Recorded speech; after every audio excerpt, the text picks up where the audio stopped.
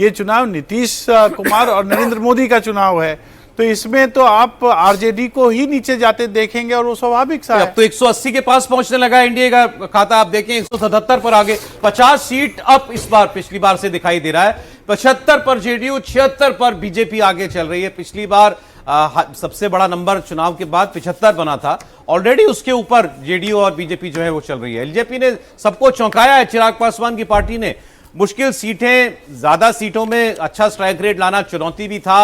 अब देखिए 28 सीट पर उनकी पार्टी है मैदान में, 18 उसमें से वो आगे चल रही है। हम पार्टी तो कमाल ही कर रही है, 6 लड़ रही है तो 5 उसमें आगे जाती हुई दिख रही है। एक ही सीट हमको लग रहा है वो, अरे विजय सिन्हा आगे हो गए भी बड़ी देर के बाद, विजय सिन्हा आगे हुए हैं। गिरते पड़ते ही चलते हैं, वो गिरते पड़ते चलते हैं उनको, और मोकामा की घटना का उनको कुछ फायदा मिला है, जिससे हमको लग रहा है कि वो, और इस बार जब वो चुनाव के अंदर जिस तरह से उनकी एमएलसी से वहां लोकल जो कुछ हुआ था, जन सुराज एक सीट पर आगे थी अभी कुछ मिनट पहले तक, वो सीट भी उसके हाथ से चली गई है। जन सुराज एक भी सीट पर आगे इस वक्त चलती अब नहीं दिखाई दे रही है।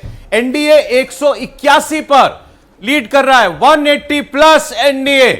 ये 2010 से अब बहुत पीछे नहीं रह गया है। 2010 में 206 सीट थी, प्रदीप जी ने एंट्री की है स्टूडियो में, और 180 के पार एनडीए दिखाई दे रहा है। 55 सीट, 182 55 सीट ऊपर दिखाई दे रहा है। और महागठबंधन पूरा मिलाकर के 57 सीट पर है, 46 सीट आरजेडी दिखाई दे रही है, 6 सीट पर कांग्रेस पार्टी, 6 और लेफ्ट 5 पर, मतलब छठे नंबर की पार्टी भी कांग्रेस बन जाए तो उसमें हैरानी नहीं होगी।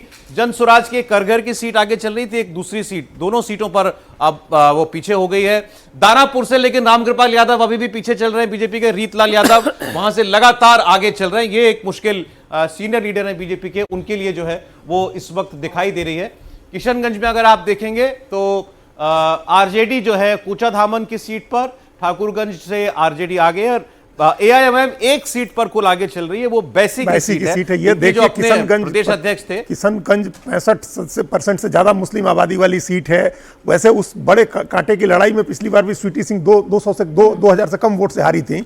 इस बार लगता है वो जीत न जाए। और सबा जफर जो अमौर सीट से जेडीयू के मुस्लिम कैंडिडेट हैं, सबा जफर वो भी आगे चल रहे हैं। इसमें सोनपुर झटका है एनडीए के लिहाज से, मढ़ौरा एक्सपेक्टेड लाइन पे है, परसा एक्सपेक्टेड लाइन पे। कटिहार में, कटिहार प्रॉपर कस्बा ये बीजेपी और JDU, Pranpur BJP, Manihari JDU, Barari JDU, एक बलरामपुर की सीट जी हाँ ये एआईएमएम की सीट, 68% मुस्लिम वोट है सौरभ, 68% मुस्लिम वोट है। बाकी सोचिए कटिहार के 7 में से 6 एनडीए को है।